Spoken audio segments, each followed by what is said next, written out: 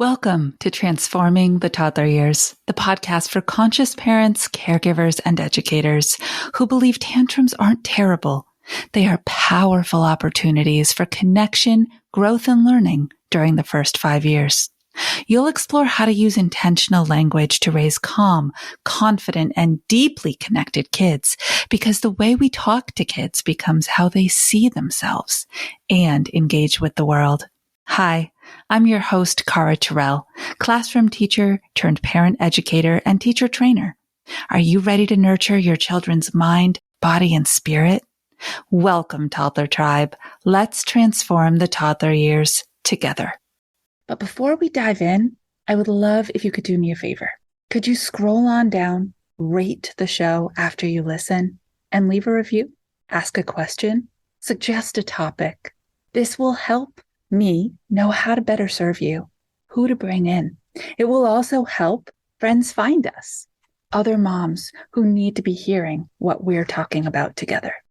Welcome back, Toddler Tribe. Today, I'm going to share a real world experience that I had as a listener and an observer while I was in Connecticut doing a presentation at an early childhood ed conference. Now, it's not even what happened at the conference. The conference was over. It was awesome, by the way. Oh my gosh, just such great energy. And we had an awesome session and, we're throwing paper at each other because we do fun things like that. But anyhow, afterwards, I went to lunch before I was going to hit the road to go home. It was about 3.5 hour drive. And I knew I needed to eat. So I went to this restaurant and I'm sitting there and it's so quiet and like the ocean's right there. And so I'm just listening to the water and kind of decompressing everything that had happened over the last few days at this awesome conference with infant and toddler teachers. And all of a sudden, a family shows up, a mom, a dad, and a little girl. Although she wasn't that little, she's 8, 9 years old. So just on the cusp of that early childhood age.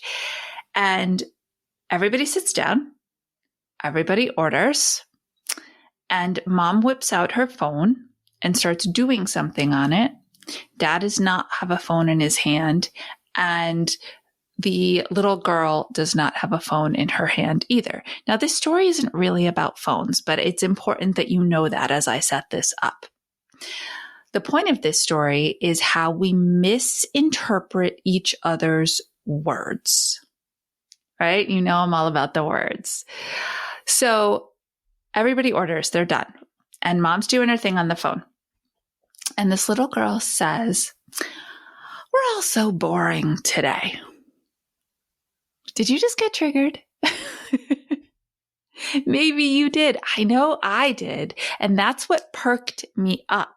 Right? Because I wasn't really paying attention to them. I was listening to the waves of the ocean and it was so nice and the sun shining and we're all so boring today, she says, which is a very tweeny thing to say with a little tweeny attitude to boot. Now my ears perked up. I don't look over. That's rude, but I'm listening. And her mom is obviously also triggered by those words.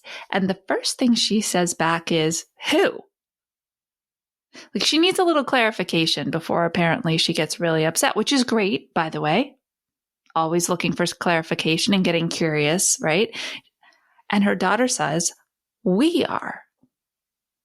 Now, granted, this happened very quickly, okay? And mom, who has still not looked up from her phone, says, "I'm just trying to get something done here so that you can," I think it was like a soccer related thing with they had to order a t-shirt. I don't know, something like that. And this girl smiles at her. Now I am looking. This girl smiles at her and says, "Yeah. And we all ordered the same thing." Whoa. Oh my gosh. I'm just going to let that sit there for a minute. Now, we have a highly verbal 8 or 9-year-old, right? We have someone who can use their processing and their cognition to clarify what they mean. And even then, there was this massive gaping miscommunication where mom took those words, "we are so boring," to mean that she was boring. It was an offensive, that it had something to do with her identity. Or maybe even she was thinking that it had something to do, as obviously she was thinking that it had something to do with the phone out at the table and that her daughter was judging her for that. Listen, I spent more years than I would like to own up to thinking that my kids were judging me. When in hindsight, I just know they weren't. I was projecting that onto them and taking the words they said and adding a whole nother level. And that's what this mom did. Who's boring? Well, I'm just trying to get something done here for you. Now, I want you to understand, I'm exaggerating these words. What really struck me the most is nobody was using unkind intentions or unkind tones. Everybody was just talking back and forth, and that was cool. But those underlying miscommunications are so real. This kid was just pointing out the fact that they had all ordered Alfredo. It looked really good, by the way. I did not order Alfredo. Maybe I should have. All right, let's take that and break it down a little further.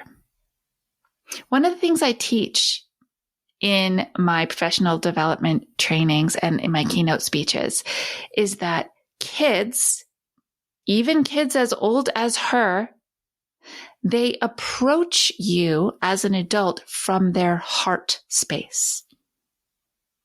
Their words reflect how they feel and how they think about themselves. It's all heart-centered.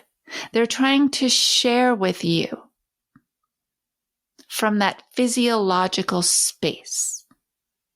Now, as adults, we take that information and we capture it in our ever analytical, overthinking, trying to problem solve brains, just like this mom did. And we go, wait. There's not a problem here. And if there is here, let me help solve it for you by telling you why I'm doing this. And this kid, she was great, like Teflon. Let that bounce right off her, right? She didn't catch it in her cognitive processing space. She let it bounce right off her, and from her little heart, she said, yeah, to her mom. A really positive way to say, I'm actually okay that you're on your phone. And I'm really actually kind of glad you are because you're solving the thing that I need solved for soccer. So that's cool. Here's what I was trying to say. Now, let's dial this back a few years. What happens when there's a 2-year-old and they're pre-verbal? What happens when there's a 3-year-old and they can kind of talk to you, right? They've got full sentences and everything, and that's great. And they're thinking a whole lot because their brains are on fire and growing. But that secondary level of she didn't understand what I actually meant and now is coming back at me with a deflective statement. Let me go ahead and clarify for her what I meant in the first place. They're not there. They don't have that capability. I'm not going to go into the brain science of it all because it's unnecessary and it would just kind of take us off track. But I want you to know that it exists. Having that level of expectation of a 2, of a 3, or even a 4-year-old is going to cause power struggles. The miscommunication is going to cause the power struggle. And so to keep that seesaw from going the other direction, when your kiddo, your teeny tiny, says things like, I'm bored. Don't like you. This is mad. That's one of my favorites. Because that's a declarative statement with an emotion at the end, which confuses us. That's not how English works. No, but it's how feeling works. They talk to you with words that describe how their body is feeling and how their nervous system is feeling in that moment. Instead of catching that with your brain and thinking you've always got to solve, just reflect back like a mirror. This is what mad feels like for you. Boring is sometimes how we feel. Did you know? It actually turns on our brain and makes us think new things. Before you go to the teaching moment, before you go to the solving moment, just reflect it back. That's step one. And you can do that. Okay, I'm going to keep this one super short and sweet so that you can chew on it a little bit. But your job the next time the child in your life, whether it's a student or it's your kiddo at home, whoever it is, says something wackadoo and you're like, whoa, I don't know how to respond to that. Don't think about it. Just mirror back a narration statement and see what happens. All right. You know what to do, Toddler Tribe. Until our next episode, stay mindful and proactive as we transform the toddler years.